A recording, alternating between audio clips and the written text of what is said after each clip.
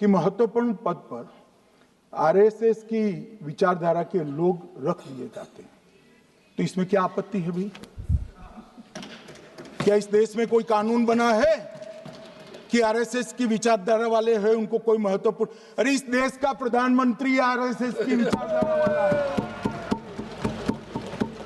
इस देश का गृह मंत्री आरएसएस की विचारधारा वाला है, और जनादेश से बनकर आए, आपकी कृपा से बनकर नहीं आए मान्यवर। मगर उन्होंने क्या किया था वो मैं फिर बताना चाहता हूं। 1969 में इस देश का राष्ट्रपति का चुनाव हुआ। 1969 में इंदिरा जी अपनी पार्टी के अंदर ही संघर्ष करती थी। पार्लियामेंट्री बोर्ड ने राष्ट्रपति के चुनाव के प्रतिनिधि के रूप में कांग्रेस पार्टी का अधिकृत उम्मीदवार बनाया श्री संजीव रेड्डी को, और इंदिरा जी ने प्रधानमंत्री रहते हुए अपने पार्टी के मैंडेट को ही डिफाई कर कहा कि राष्ट्रपति का चुनाव में वोटिंग अंतर आत्मा की आवाज से करनी चाहिए, और उन्होंने श्री वीवी गिरी को प्रत्याशी बनाया मान्यवर। और फिर हुआ क्या? अल्पमत में थी वो, संजीव रेड्डी जी के वोट ज्यादा थे। जीतने के लिए उन्होंने कम्युनिस्टों से समाधान किया, और इस देश की सारे संस्थान पर, शिक्षा संस्थान पर, महत्वपूर्ण संवैधानिक पद पर कम्युनिस्टों को बिठाने का काम ये इंदिरा गांधी जी ने, और वहीं से इस देश के विमर्श को बदलने का काम किया है, वहीं से किया है। वामपंथी विचारधारा इस देश के प्रकृति को, इस देश के स्वभाव को, इस देश की जनता को स्वीकार्य नहीं है, और इसीलिए वामपंथी लुप्त हो गए मान्यवर। उन्होंने इस देश के युवा धन को वामपंथी विचारधारा पर डाइवर्ट करने का काम किया है, जो 2014 से फिर से नरेंद्र मोदी जी ने इसको एक अच्छी तरीके से, लोकतांत्रिक तरीके से परिष्कृत करने का काम कर रहे हैं मान्यवर। और ये कह रहे हैं कि आरएसएस के विचारधारा वालों को रखते हैं। कोई ऐसा कानून नहीं है मान्यवर कि आरएसएस की विचारधारा वाला व्यक्ति कोई, आरएसएस की विचारधारा क्या है?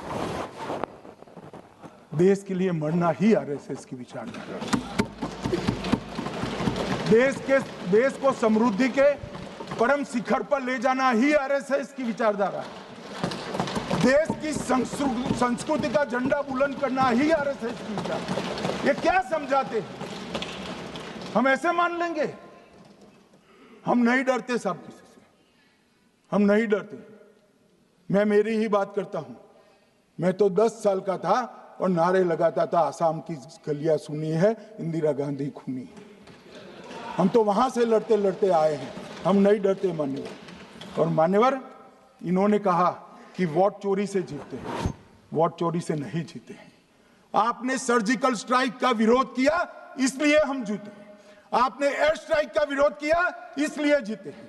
आपने 370 हटाने का विरोध किया, इसलिए जीते हैं। आपने राम मंदिर बनाने का विरोध किया, इसलिए जीते हैं। आपने घुसपैठियों को हटाने का विरोध किया, इसलिए जीते हैं।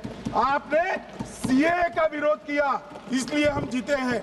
आपने ट्रिपल तलाक हटाने का विरोध किया, इसलिए जीते हैं। और आप 1 नेशन 1 इलेक्शन का विरोध कर रहे हो, इसलिए हम फिर से जीते हैं मान्यवर। 60 करोड़ गरीबों के घर में इस देश के प्रधानमंत्री जी ने घर पहुंचाया, गैस पहुंचाया, पानी पहुंचाया, शौचालय पहुंचाया, 5 किलो अनाज मुफ्त पहुंचाया, और 5 लाख तक की दवाइयां मुफ्त कर दी। क्या समझते हैं कि वोट चोरी कर कर जीते हैं?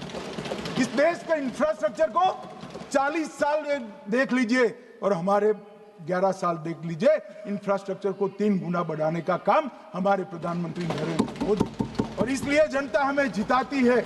और मैं तो अभी भी कहना चाहता हूं, चले गए हैं मान्यवर, मैं अभी भी कहना चाहता हूं